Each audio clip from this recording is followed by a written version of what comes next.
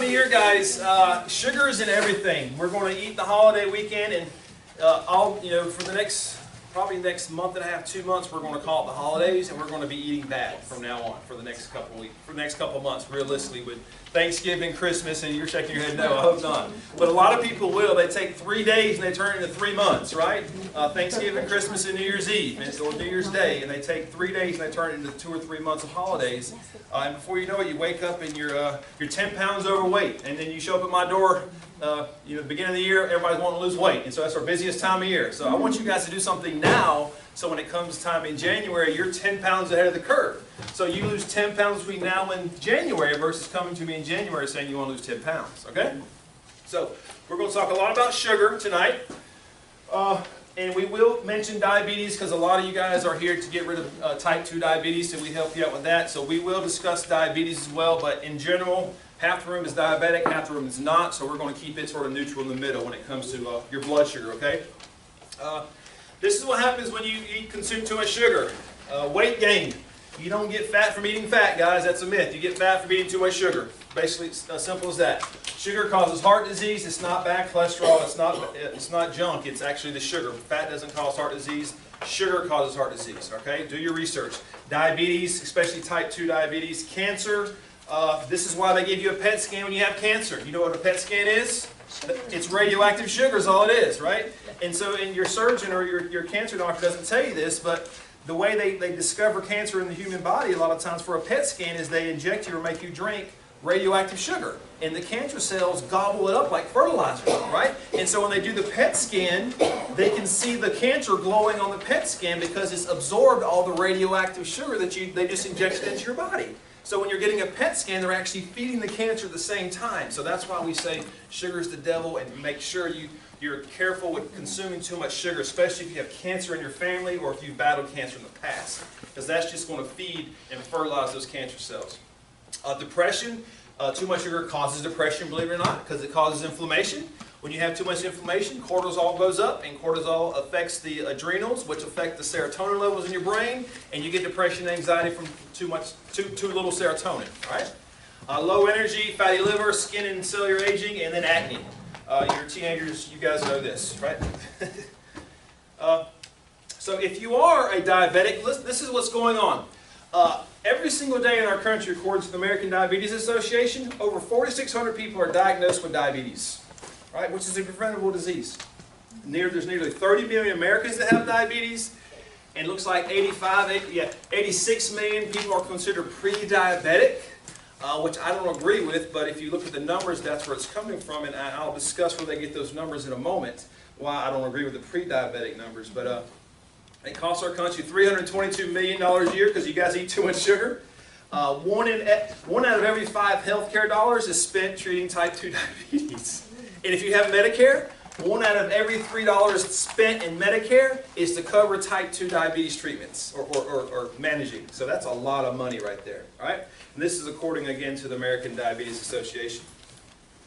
So if you keep eating sugar and you develop type 2 diabetes, or you're type 2 diabetic, the reason why we sort of hit you upside the head and tell you to do something about it now is because of this. According to diabetes.org, the average person 50 years or older that is diagnosed with type 2 diabetes will spend $172,000 out of pocket. Well, maybe not out of pocket, but $172,000 is what it costs to treat somebody with type 2 diabetes, right? If they're 50 and older. If you're diagnosed with diabetes at age 30, it's going to cost you $305,000 over the course of your lifetime to treat type 2 diabetes. All right? So literally, what we teach you guys tonight will prevent you from spending literally hundreds of thousands of dollars throughout your life just by doing what we say tonight. And if you don't do anything about what I say tonight, then it was a great presentation. It was just a bunch of information for you. And you sat here and filled up a seat is all you did, right? Bought some product, right? I don't want it just to be information. I want you actually guys to apply that. And so this free workshop you attend tonight literally will save you hundreds of thousands of dollars if you are diabetic or if you're pre-diabetic and we don't want you to become diabetic, all right? So, look at these numbers before we get into sugar. I pulled this off the internet, believe it or not, but when you Google past diabetic blood sugar counts, you can find the history of what the numbers are and how they've changed over the years if you're considered diabetic or not. So listen to this. Before 1997, it says fasting sugars for diabetes was 140 or less. So if your blood sugar was under 140 back in 97 or before then, you were okay. If it was over 140, you were considered diabetic. Okay? So some of you need to realize that when you're looking at your numbers right now. Then the World Health Organization put together a panel and said, hey, we see the trend of a lot of people becoming diabetic. So let's lower the number, was the marketing campaign. Let's lower the number from 140 to 126 back in 1997. And by doing this, we can get the people that are pre-diabetic, get them under care and prevent them from being type 2 diabetic by putting them on medication now early to stop it from spreading. Does that make sense? Well, what happened is everybody became diabetic then, and everybody's been taking the medications all this time, and you still were type 2 diabetic, so it really didn't prevent anything. It just put more people into the flock, right? And then it says all of a sudden, once they moved from 140 to 126, 14% of the world's population became diabetic overnight, just like that. Who do you think that benefited from that? You or them?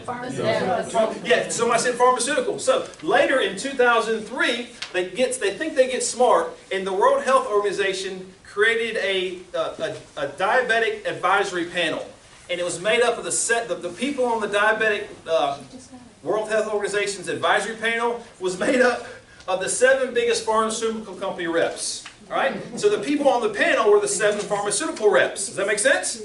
And so in 2003, they lowered it from 126 to what? 100. And then overnight, 60% of Native American Indians became type 2 diabetic. Who do you think benefited from that? Right. You guys see the pattern here? So we go from 140 in 97 to current. They want it 100 or less, according to the standards put forth by the World Health Organization, their panel that is made up of the 7 biggest pharmaceutical companies around the world that make diabetic medications. You guys see the trend there? And so you have to be aware when you're monitoring your sugar and you're checking your sugar why this is going on, okay? Do your own research. Don't just take my word for it. Look up those facts yourself when you get home, okay? All right, so we hear this all the time. I don't eat sugar, right? And if you were at our hormone workshop last month or so ago, we talked about this. People say they don't eat sugar, but they eat lots of cereal first thing in the morning. Special K, Raisin Bran, all those whole grain cereals you eat first thing in the morning. Does anybody remember how much sugar is in one of those compared to what?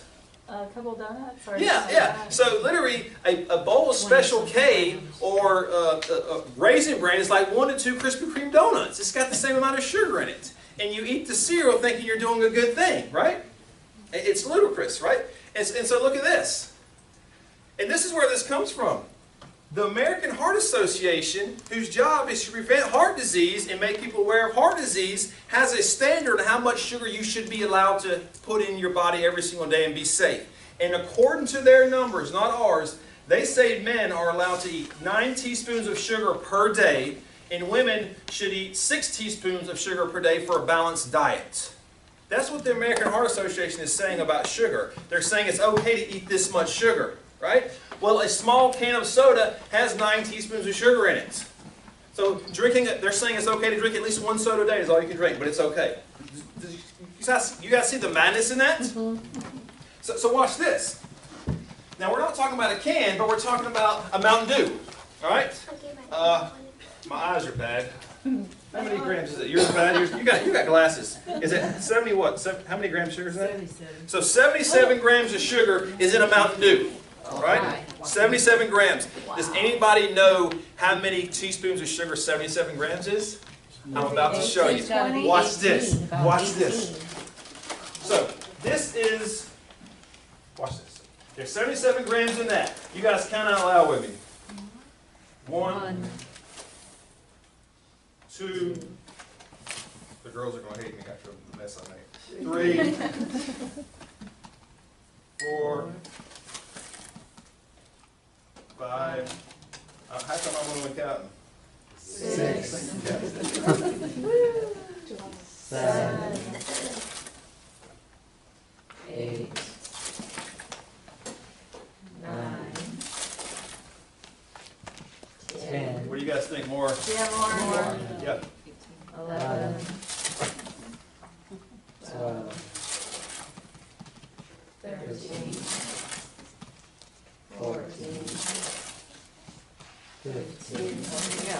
16, 17, 18,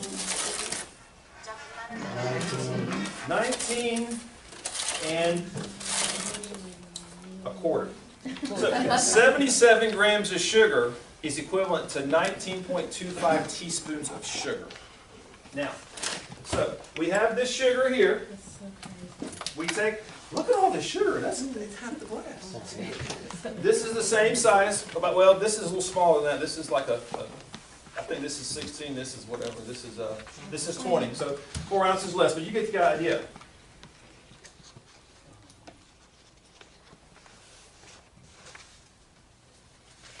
I'm not going to put any more because I don't want to spill.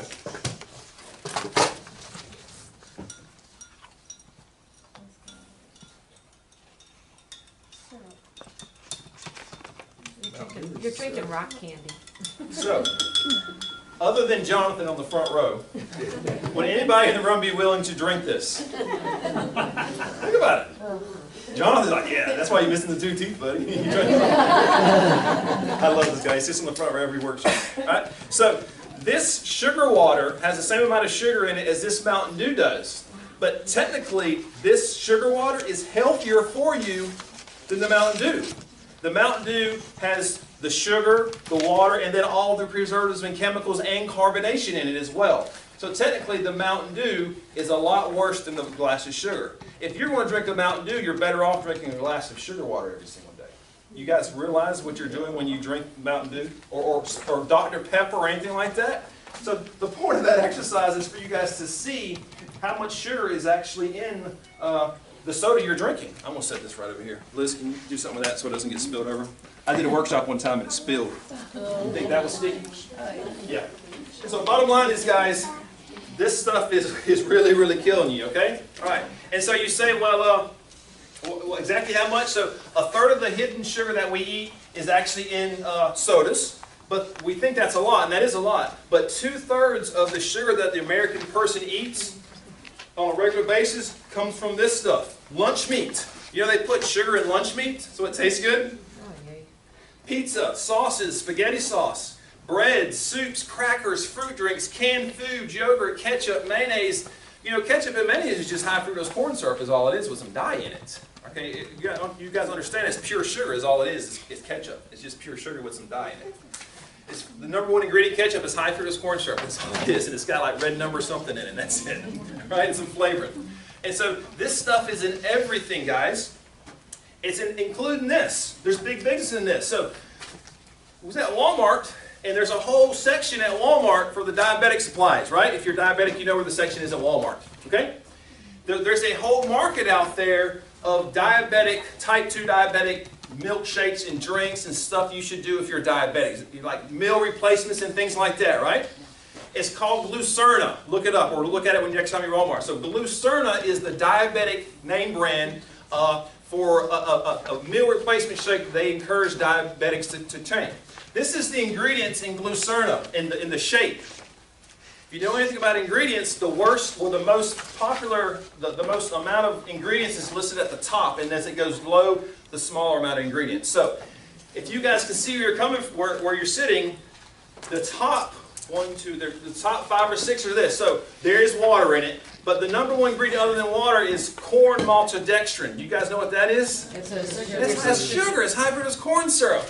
And you're diabetic, and they're telling you to drink this stuff. They're keeping you diabetic. The next thing is milk protein. Lactose is a milk sugar, okay? Fructose is just plain old sugar in there, and this time, fructose. Glycerin, cocoa powder, soy protein isolate. Soy, if you know anything about soy, destroys your hormones, and it makes your insulin levels go up or down because soy affects insulin levels, okay? So that's in there. High salsa flour oil, I'm not too sure about that. Short-chain fructoglycerides, I can't even pronounce that one. It's an artificial sugar is what it is. And then canola oil, soy oil, all the things that cause blood sugar to go up are the top ingredients in Glucerna, which is designed for diabetics. Understand what you're drinking and putting into your body and what you're being told. It's just a big system to keep you in the system. Do you guys understand that? All right. And next time you're at Walmart, go over to the diabetic section and look on the labels at the stuff that's in the back. That way you know what you're getting, all right? All right. Did I skip one? Nope, okay. All right, so we know it's everywhere and we got to do something about it, so this is what we're going to do about it, all right? These are the 5 essentials. If you're a patient of mine, you know about the 5 essentials. This is what we're going to go through tonight and how each one of these will play to you guys to help you reverse type 2 diabetes, or at least get off the medication somewhat, or lower your insulin levels, and then prevent you from being diabetic to begin with, or at least help you lose some weight as a minimum. All right? So let's get into nutrition first. When it comes to your sugar, guys, you want to balance out your blood sugar with good whole foods, is the bottom line, all right? And so we do that by controlling the cravings. Because number one, you get in front of this, you have an apple and a donut. Which one are you going to eat? Realistically, the donut every single time. Because you have that craving. So we need to control those cravings, okay? And so eat protein instead of sugar. Every time you... And you'll see this later on another slide. If you're eating a meal that has high in carbohydrates or has a lot of sugar in it, studies have showed if you drink a protein shake, a whey protein shake with the high carbohydrates or the sugar, it actually balances your blood sugar or insulin levels just by drinking whey protein with a high carb meal. All right. So when you have a meal, eat some protein. All right. Go for a walk instead of craving that donut, if you can do that. Avoid artificial sweeteners. A lot of people that are worried about too much sugar turn to artificial sweeteners. Yes, ma'am. Is stevia considered? Stevia? Yes, stevia is okay. We're going to talk about that one in a second. Yes, ma'am. Thank you for bringing that up. And xylitol. All right. So avoid artificial sweeteners.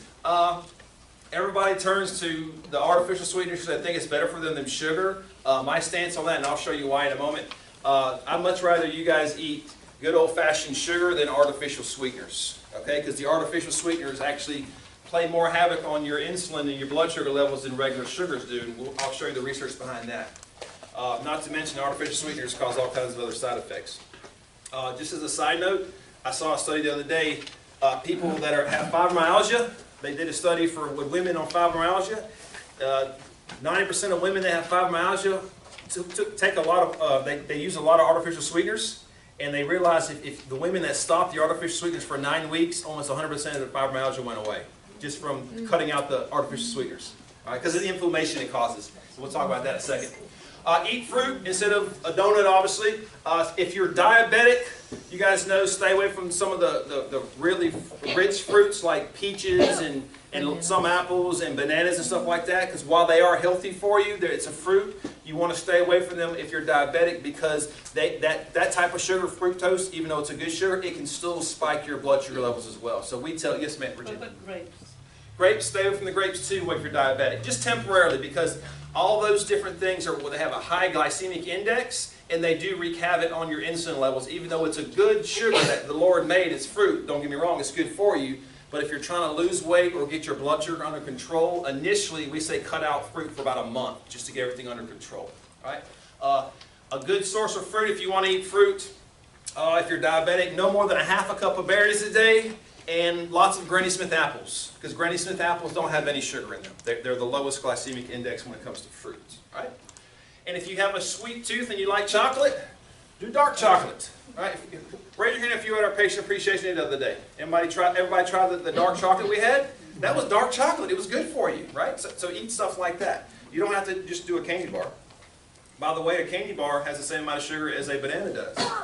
If you're diabetic, I did not do that. But a large banana has the same amount of sugar as a Snickers candy bar does. And banana's good for you. It's got potassium, but if you're diabetic, it's not good for you, okay? So I understand what you're getting at. So I want to talk about artificial sweeteners right quick when it comes to sugars. Research has shown that artificial sweeteners actually cause people to gain weight faster than people that don't use artificial sweeteners. So that good old Diet Coke, guess what it's causing you to do? Gain weight. I was at a restaurant today, and the lady in front of me ordered some giant meal, whatever the case was. But it was a big chicken salad or something. No, it was chicken. It was the cheeseburger. I ordered the chicken. She ordered the cheeseburger, and guess what she ordered with the cheeseburger? Diet Coke. And that makes it okay. Don't you understand that, right? That's what people think. Elevate fasting levels for your glucose levels. We'll talk about. Artificial sweeteners decrease insulin sensitivity, which we'll talk about in a second. And it increases visceral fat deposition, meaning it increases fat content in your arteries. All right, artificial sweeteners. Where do I get that? That's from here. This was actually published in 2007 in the Journal of Diabetes Care. It says, researchers investigated the effect of different macronutrient compositions on plasma glucose and insulin levels. They compared the subjects in 4 different conditions. This was a breakfast they gave these people. One group took a high glycemic index, which is high sugar content, okay? High glycemic index, sucrose meal. And the other group was a low glycemic index, fructose meal, because fructose has less sugar than sucrose, right? And then one group took aspartame, which is the artificial sweeteners. And then the other group took a high-fat, low-carbohydrate meal that we preach in our office. We say do this in lots of fat, low carbs, right? And so this is the results according to the Journal of Diabetes Care. Contrary to all expectations, the aspartame breakfast induced a rise in glucose and insulin level as the sucrose, just as the sucrose meal. Even if the aspartame meal had the same taste and was 22% lower in calories and 10% lower in carbohydrates with an inferior glycemic index. Basically, they're saying the aspartame meal, even though it's less calories, if you look at the calories in the meal, had a higher spike in your blood sugar than the high glycemic sucrose meal did. So artificial sweeteners actually cause your blood sugar to go higher than regular sugar does. So understand that before if you're somebody that does a lot of artificial sweeteners, okay? So I tell people if it's in a colored packet, it's bad for you. That's a good way to know it, right? Those little colored packets, the blues, the yellows, the pinks, all those are bad for you. So what is a healthy alternative then? If you don't want to do sugar and you want to get off the artificial sweeteners, stevia and xylitol is what we recommend. It's the only 2 things we really recommend right now. I'll tell you a thing with stevia. That's what we use in our house. We don't use a lot of xylitol because too much xylitol, even though it's an alcohol sugar and it's better for you than most sugars, not as good as stevia, but a lot of people use xylitol to cook with. Xylitol is a relaxative to your stomach sometimes. So if you do too much xylitol, it can cause diarrhea and things like that. So just understand that if you're somebody that all of a sudden has bad bathroom issues because you've been doing lots of powdered drinks with xylitol or something like that in them, okay? Yes, It's ma'am. poison to, it's poison to pets too. Is it poison to pets? I didn't know that. Yes, ma'am. Ethanol. Ethanol? Is that what they put in gas? Erythritol. Erythritol. Yeah, that's the sugar alcohol. Yes, ma'am. You're good with that. All right. And so we recommend stevia more than anything. And guys, you don't need to spend a lot of money on stevia. We get ours at the vitamin shop right down the road. It's in a small little container. If somebody has one in their purse, I'd love to see it. But it's in a small little container like this. We have one right here. There you go. Sherry, show one up. And it's the PLN, it's the plant. Throw that to me. Thank you. So this is the one we use here in our office and at home, obviously. It's the Vitamin Shop brand. And it's the cheapest one out there, I think. It's called PLNT, is the Vitamin Shop brand, like plant, but without the A. And literally, it has this tiny little thing in here. So that little tiny N right there is equivalent to like a teaspoon of sugar. That's all you need. You can put it in your coffee if you drink coffee and everything else.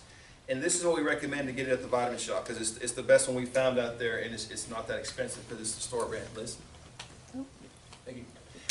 Be careful. There's a lot of stevia on the market that you think you're doing well by getting, but if you look at the ingredients on the back of it, like I think Truvia, which is the popular one that Coca-Cola makes, it's stevia, or there's a stevia in the raw. There's all these other different brands out there, but if you look at the ingredients on the back, the #1 ingredients is like maltodextrin and aspartame. So they're full of artificial sweeteners too, and they have a little bit of stevia in them, and they can market it as stevia.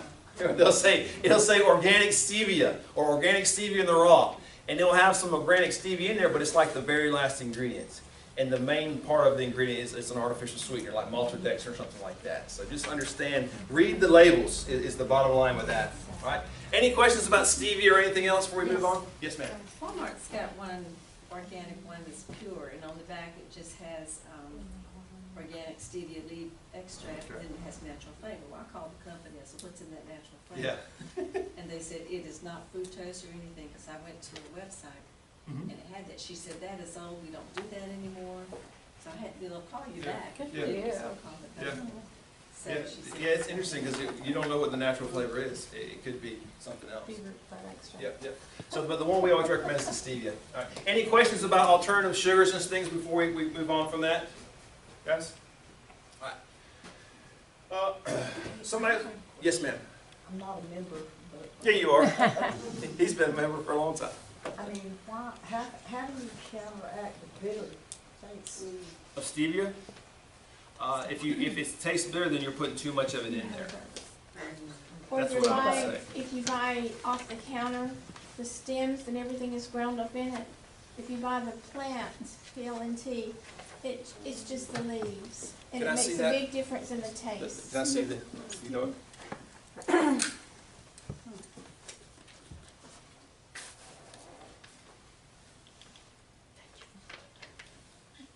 Let's see. Were you scared of it? I didn't sit down, but I'm gonna show them. Let's try that. There you go. I love this. Is that really bitter? It must be my, Your palate? chemistry. Does it taste bitter? It might be your chemistry because I didn't think of this. It must be. And not everybody, everybody reacts to different tastes for different things. So stevia may not agree with your body, and that's just your body saying, hey, don't do it because it tastes bitter. I don't know. All right. Yes, Teresa. A little bit of advice. I was like that when I first started with it. It was really bitter to me. And I found if you add a pinch of salt to whatever you're using it in, it counteracts that bitterness a There little you bit. go. She's the pro. She lost 200 pounds doing this. So. She did. All right. She practices what she preaches, what we preach to her. All right. So, somebody was asking me about this the other day, so I want to talk about this. Anybody ever heard of metabolic syndrome? So basically, metabolic syndrome is when you have like high blood sugar, high blood pressure, or cholesterol, or a combination of one or two of those things is called metabolic syndrome. Okay, metabolic is just a fancy term for the metabolic pathways in your body that get rid of stuff, right? And so they did this study, and they realized like 90% of people that had metabolic syndrome were deficient in vitamin D. Okay, and so if you're somebody that's struggling with blood pressure issues or blood sugar issues, it's very important for you to take regular vitamin D on a regular basis because vitamin D is actually one of the building blocks of hormones as well. And insulin is a what? It's a hormone. So a lot of times when we're treating blood sugar issues or we're worried about blood sugar, we don't think that things like vitamin D, which we tell you to take every day anyways, are actually very good to help balance your blood sugar levels as well. All right? Omegas, the optimal omega stuff, the reason why it's good for you guys to get those good fats, the 6s and 3s together, if you've heard me talk about this. So when you're diabetic, you have a problem with too much blood sugar in your system, and it's not being pushed into your cells fast enough, and your cells can't utilize it, so it stays in your bloodstream, and we call that type 2 diabetic because your blood sugar is too high. Well, a way to get some of that blood sugar into your cells is to make sure those cells aren't clogged up and they're actually opening and closing, absorbing a lot of that. All right. So a lot of research has shown that if you take things like omegas or fish oils, your cells a lipid bilayer, meaning it's 2 layers of fat, 6s and 3s together. That's why I tell you don't take a lot of omega-3s because you can't absorb them. You got to have 6s and 3s together. That's why we recommend the omega, not just regular fish oil, not omega-3s. And when those cells that lipid bilayer can open and close freely with the 6s and the 3s, you can actually absorb that blood sugar a lot easier, and your body can use the majority of that excess sugar in your bloodstream, so therefore you don't store it up and you're not diabetic. Does that make sense to you guys? So that's the reason why you should do things like omegas as well. Doing great on time. Max GI, if you have too much sugar in your gut, it causes lots of bad gut bacteria, and what's the term I'm calling? When you get bloated stomach, too much of a... Acid reflux? not acid reflux. IBS. IBS and Leaky gut? not leaky gut. All that is part of it. When you get too much, I want to say yeast in your gut. Candida. Thank you guys. Candida. On a side note with yeast, yeast causes what? Anybody remember? Inflammation, right? Yeast. And so it's been popular over the years for people to take a lot of red yeast extract or red rice yeast extract. Is that how you say it? Yeah. And to lower your cholesterol.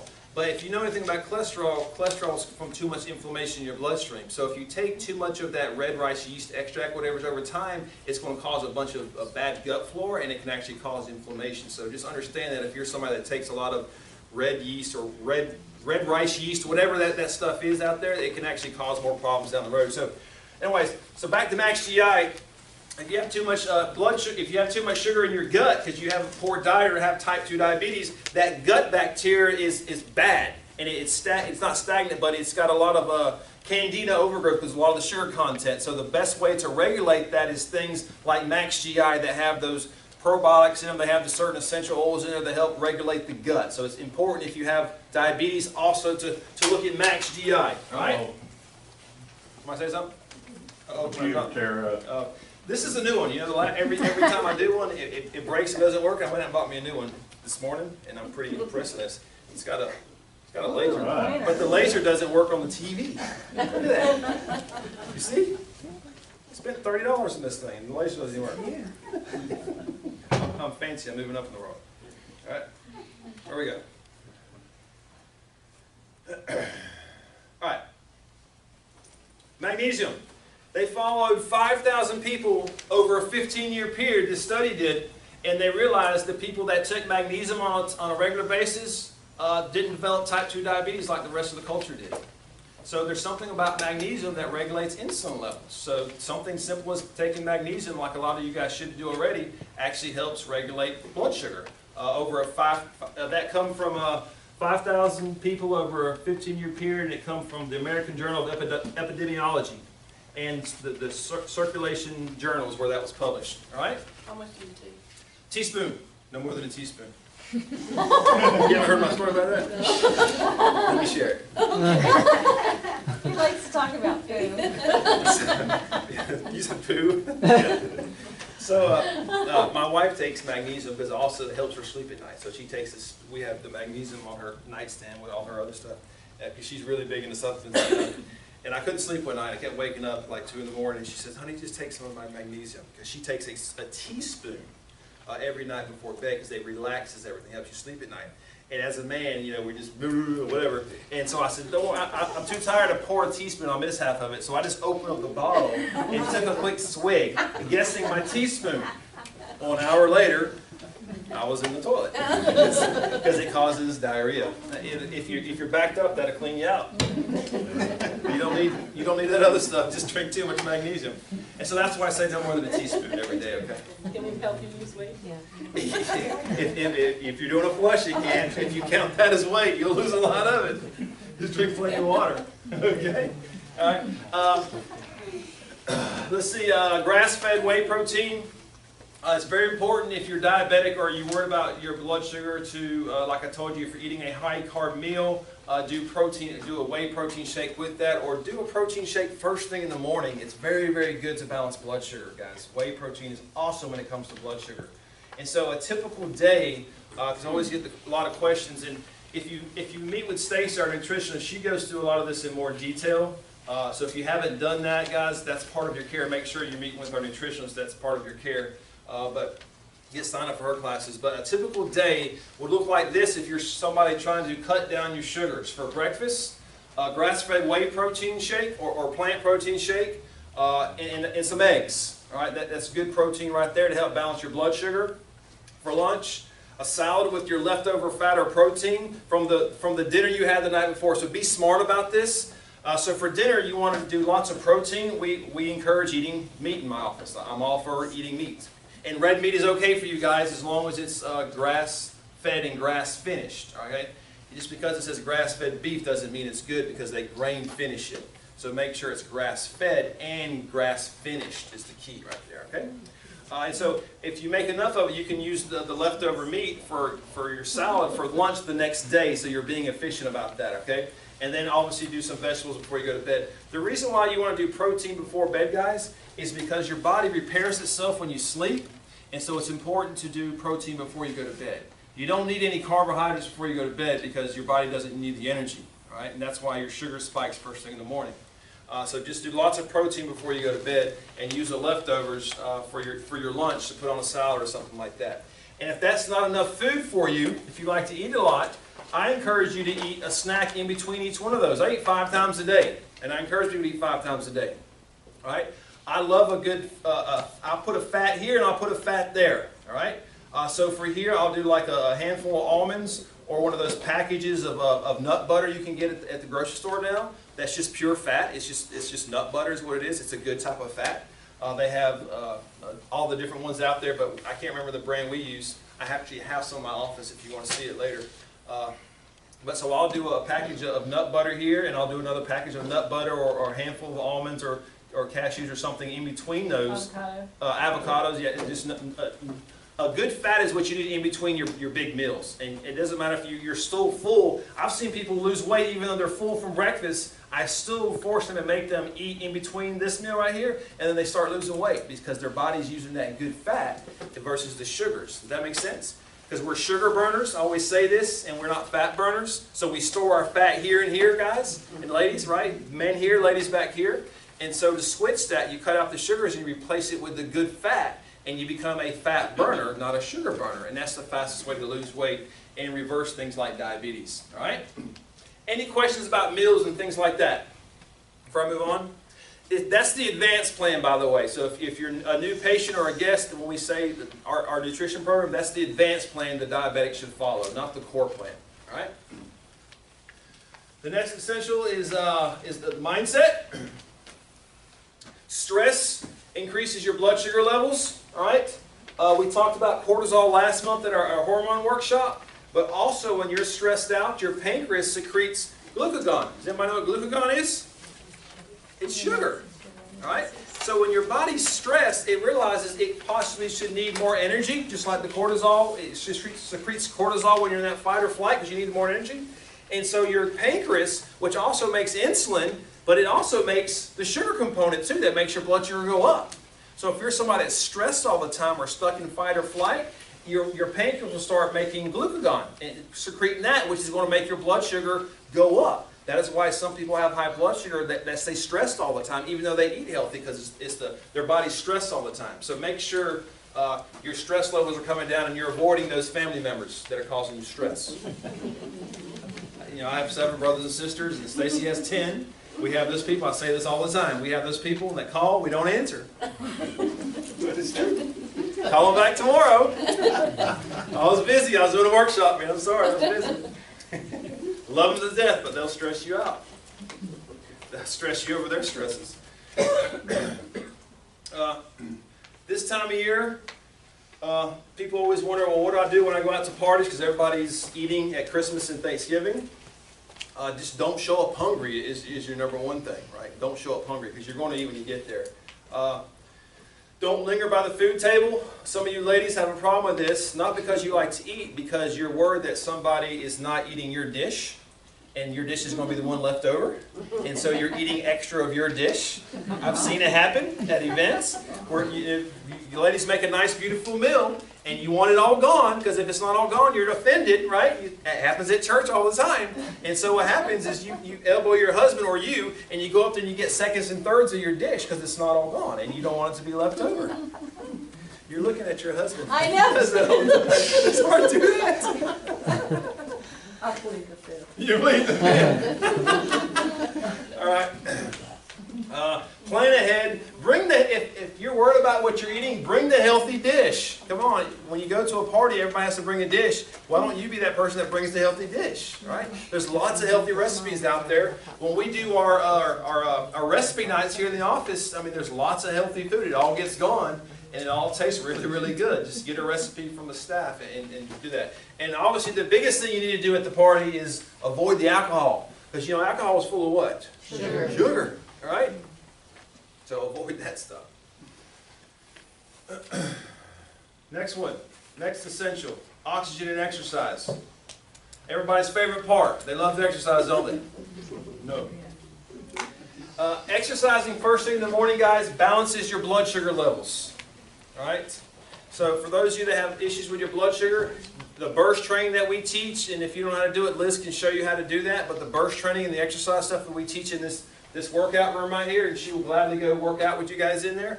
She's actually going to start an exercise program in January. Is that correct? Yeah, so she's going to be doing exercise classes in January for those of you weight loss people that want to lose weight. So you'll hear that coming in January.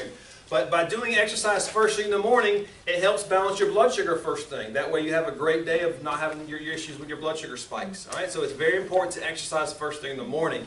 It doesn't hurt to do it at night. I want you to do it all the time. Just as long as you do it, I'm happy. But the best time to do it is first thing in the morning, okay guys? If you can, do it before you eat. And that will burn off all your sugar reserves. And then when you eat a nice healthy meal, if you have a little bit of carbs in that meal, your body's going to use that very quickly to repair itself. So you get away with it that way. All right? Toxicity.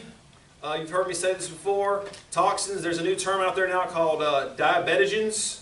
It's basically just chemicals that cause blood sugar spikes because of inflammation. All right? It's just stuff that we talk about all the time when we talk about hormones. The sprays, the makeup powders, guys, the smog, all those different things cause inflammation in the body. And when your body causes inflammation, cortisol goes up. And what you learned a little while ago, the pancreas makes glucagon, which is going to make your blood sugar go up as well. So make sure you're watching your toxicity levels as well. All right? Any questions about sugar or nutrition before I go to this part? Before we move on? Nope? All right. So I want to end with this, guys, for the next 5 or so minutes. All right? I encourage you guys always to, do the products, do the nutrition classes, do all those different things. But if you don't get this principle or this big idea here, nothing matters. Okay? I have to beat this in people's heads. All right? Every cell, muscle, organ, tissue in your body is controlled by the what? Brain. And does that through the nervous system, right? And you can't see from the back row, but there's an organ in there. It's your pancreas, right? And the pancreas job is to do what? Control the blood sugar levels and digest food. So, yes, it's important to take all the information I gave you and do the nutrition part, and take the supplements and exercise and cut the sugars out. But if this thing is not working at 100%, it doesn't matter, does it? Right? Yes, you can lose weight by dieting and exercising, but what happens? You gain it right back. You can cut out all sugars for a month and your blood sugar will go down naturally without doing anything. But as soon as you start eating regular food again, it's going to do what? Come right back up. And so it's so important for you guys to get that concept. It doesn't matter if it's blood sugar, blood pressure, breathing, cholesterol, digestion, reproductive hormones, a reproductive system, anything. If there's interference from that brain, from that brain down the spinal cord to the rest of the body, all that money and all that stuff you do, that's the brain right there. Did you know that? And so if there's any interference from that brain to the rest of the body where it goes down through your spinal cord here like you see there, then that's going to cause a symptom. And your symptom is going to be high blood sugar, high blood pressure, whatever the case is. And it doesn't matter what nutrition or what supplement or what medication you take, the problem is still going to be there if you stop taking the medication, okay? So if we can correct that, and when you have those symptoms, headaches, menstrual problems, high blood pressure, sugar, depression, neck pain, dizziness, you get the idea what a lot of people have. When you have that, that's a symptom. And look at it like this. This is 100% health right here, and this is 0% health right here, all right? And you're either between 0 to 100% when it comes to your health, correct? All right? Well, between 60% to 0% is where you hurt all the time. This is where your symptoms are and you take medication. When you get past that 60% point, between 60 to 100 is when you feel good. All right? And so we always want to be moving in that 100% direction, because as soon as you stop living the 5 essentials, getting adjusted, eating right, whatever, you're eventually going to go back this way. Some of you get to that 60% and you're happy because you're off your insulin medication, you've lost weight, and you feel great because you're between that 60 to 100%. But as soon as you stop doing something, what happens? You go back this direction right here and you get back to below that 60% and you get sick and diseased and you're on more medication. So we always want you moving in this direction towards 100%, right? And we do that obviously through the adjustments, taking the pressure off the nervous system so your body can heal. So when you guys diet, nutrition, get off the sugar, lose weight, take supplements, that stuff actually works and you're not wasting your time, energy, and money. Does that make sense? Right? So your action plan is moving forward. If you've never had your nervous system checked, get it checked. If you have a family member that's never had it checked, get them here, get them checked. Get them to our next dinner. We have one coming up in December. All right? Also, for the supplementation that we talked about tonight, that's everything we talked about. You should have that in your packet. So if you worried about what should I do or not do based on blood sugar in this workshop, we made it easy. That's what's on your packet. That's what you get the discount for when you purchase that packet versus individually. Okay? So any questions about blood sugar or health or anything else before I let you guys go? I have a question about Ready. the medication they usually give you for type 2 diabetes, like Metformin? I heard that I haven't heard, well, you read there's good things and bad things about it, whatever. Everything, yeah. It's according to where you get the information. Right, but it's supposed to be helping in other symptoms also, or something like that? Did you know? So you read where taking metformin helps something else other than blood sugar? Yeah, besides blood sugar. I don't know. The only thing I read about is it destroys your gut and it makes you bloated.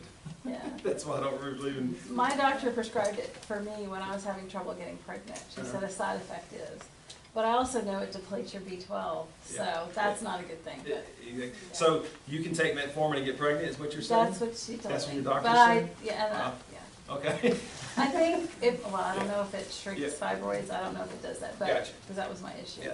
But I look at any medication, good or bad studies, whatever. I look at medication as man-made it, okay? And yes, it can save your life in a time of need, but anything you take long-term that man-made is not good for you, okay? God made you from the inside out. That's why we built and we design, we heal from the inside out, not the outside in. Yes, sir. My doctor took me off of the metformin several years ago because he said one of the side effects of it is that it destroys your kidneys. Yeah. Mhm, Yeah. And see, a lot of doctors don't tell you that, but I'm glad your doctor was honest about it. So, Yeah. and a lot of people keep taking metformin; they don't know any different. And so that's why it's important for you guys to do stuff naturally, supplementation, get adjusted, exercise, whatever it is, the 5 essentials.